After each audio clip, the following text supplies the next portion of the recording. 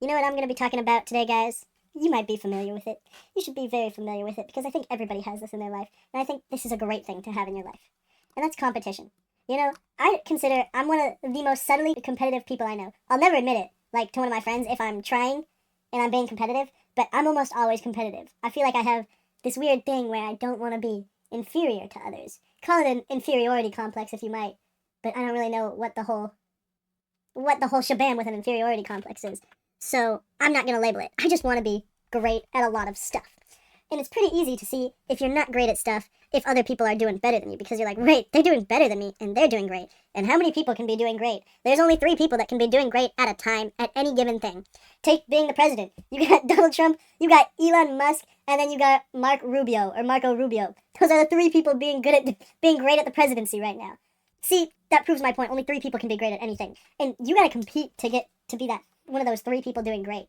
So how does competition just make you better and be one of the 3 people doing great? Well, it's simple. You see one of your friends doing good, and you're like, whoa, if I can't let them be one of the 3 great people at doing this. Like, for example, I'm in school, in case you weren't aware. It hasn't helped much. No, I'm just kidding. And it's simple things that competition helps me with is just seeing one of my friends do really well and creating maybe like a sketch for a house. This is a real example, because I'm in civil, right? Civil engineering class, blah, blah, blah. I see one of my friends create a really nice floor plan to start off with a great idea to build their house. And I think, whoa, that's cool. And I originally was planning on just doing like a simple house, just like something that would give me credit. But then I go, no, I'm going to make an even better floor plan. So I spend like 4 hours just working on a floor plan, and it was wonderful. I was proud of myself for that. Instead of just making something that I would have just been like, that competition from my friend motivated me to make something great. So competition, in this specific scenario, gave me pride. It gave me joy. It gave me something that I can look back on and be like, wow. And then throughout the actual creation of the entire house, I've been pushing myself because he's been making everything beautifully. The color schemes, he's been spending time on interior and windows, and not too much on site planning and all that, but that's because we're tired of this stupid project. But he's been pushing me to make my house look better. And because without him, that house that I am making would not be anywhere near as great as it currently is without him pushing me to do better. So that's one of the things where competition is good at. I really can't think about another thing. Oh, yeah, personal interests. Like games. Hold on, let me make this bigger for all you small-eyed people with small eyes not being able to see the small eyes on the Minecraft. Because small eyes equals you can't see. So right, in gaming, maybe you just want to get competitive with your friends, but they're diamond. And you just started. So that competition to get up to them and be friends with them and play with them is going to be good, because if you want to be competitive with them, then you're going to have to work hard so you can compete with them, and then you're going to grow close. And games always bring people together. There isn't a single situation in which I hate my friends after playing games. I always feel so happy after playing games of Among Us, or I used to always feel happy after playing games of Overwatch. There was nothing that I felt better about in life than playing games with friends and being competitive. So it was definitely just a lot of fun being competitive and actually getting excited about these games, just to lose to a Sombra that hacks your ball, and now you have a tank that can't do anything who's screaming at the top of his lungs. Yeah, but there's one thing I got fairly competitive about recently, and I'm not one to feed into stupid arguments. However, I am one to be on the team of gorillas. One gorilla would take on 100 men in a heartbeat. I don't understand why you would even think that gorillas would lose than one gorilla, right? So, defining the parameters of my scenario, this is one strong adult male. I'm just going to say above average adult male gorilla versus 100 American average Joes. The American average Joe is probably fat and can't even run a mile. And yet, one of the bases for the gorillas losing all the time is, the gorilla doesn't have enough stamina. The gorilla doesn't have enough stamina. Humans have excelled for generations because of the stamina, blah, blah. Humans had excelled because of the stamina. When they were running daily and in tip-top shape, they had great stamina for hunts. But the average Joe doesn't. The average Joe also doesn't have something the caveman had in the situation, which was weapons. Humans largely survived being able to hunt larger species because of their intellect to create weapons.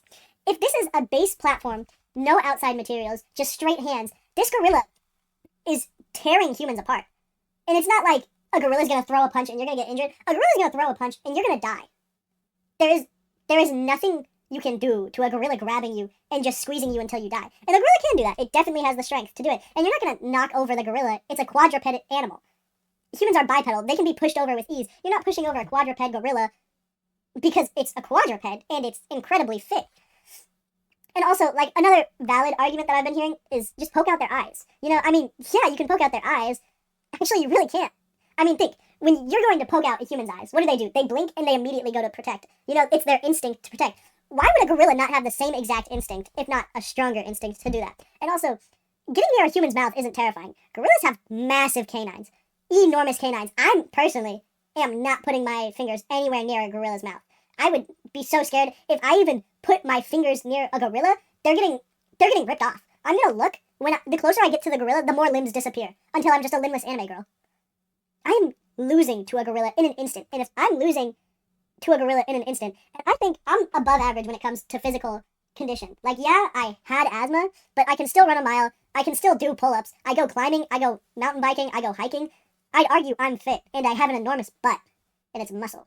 It's a muscular butt. So if any of you guys like muscular butts or big butts, hit me up. I have one. But yeah, I think if it's just 100 average Americans, you're dying so fast. Because a gorilla, yeah, it has... How do you even injure a gorilla? Like, genuinely, are you going to break through its hide? The gorilla integumentary system is not like the human integumentary system. The human integumentary system allows for us to sweat. So it's less rough, it's less tough. You can get through it way easier than you can get through something that doesn't let anything out. A gorilla's skin is not skin, it is hide. You are not going through that gorilla's hide. You are going to die. You are going to try and rip at it. The gorilla will look at you. It will look at you and you might turn into stone. It might be Medusa gorilla. I don't know. You are going to die. Yeah, that gorilla is killing you. I really don't know what else I can say other than it's stupid to think 100 average Americans could beat a gorilla. Because you ask anybody, how do you kill a gorilla? They say, 100 people pile on. A dog pile has never killed anything. You throw a fist at a gorilla. What does that do? You punch steel. What does that do? That hurts you. You punch a gorilla. What does that do? That gorilla looks at you and you go cry. I would cry if a gorilla looked at me. I would cry because I'd be like, oh, he's so cute. I love this gorilla. I do not want to fight. But yeah, you're an imbecile if you think humans can win. If it's a bunch of fit guys, like not average, then I think, yeah, maybe. Because that's when the human excuse of stamina could actually come into play, because like prolonging a 2-hour fight would actually work. But no. Otherwise, if it's just average versus average, it's going to be terrible. Because also, gorillas exhibit dimorphism greatly, in a much larger way than most species do. The male, usually there's like one male per 10 females or something like that, because the one male just protects all the other females in the pack. Meanwhile, there isn't too much difference. Like, yeah, there is a difference in the muscle structure between a boy and a girl in humans, but it's not as severe as with a gorilla male and a gorilla female. So, given the fact that it's a male gorilla, that male gorilla is going to kill all of us. Anyways, I'd like to nominate somebody to fight these gorillas. He was someone who I was having this conversation with recently, so I want to put him into that. I'm not going to say his name, but he knows who he is, and I would like to see him participate in fighting a gorilla, just to see if his theory is correct. I think he would die, and honestly, I'm willing to have his death serve as a lesson to himself. So, sorry. Yeah, this is a bit of a mediocre video, I'd argue, but, como siempre, adios, chachas. Bam, bam, bam, bam.